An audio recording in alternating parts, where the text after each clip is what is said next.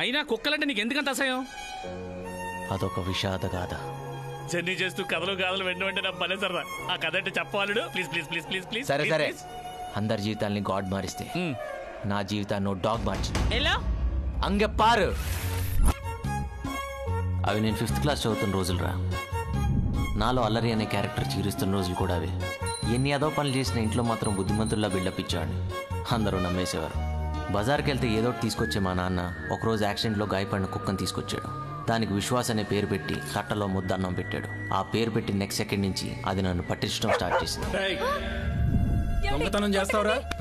వెధవన్నారా వెధవ?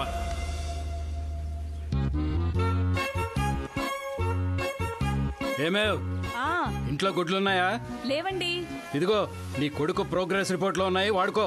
ఛీ వెధవ, అన్నిట్లో సున్నాలు. దాని పని మొరగటం, నీ పని చదవటం.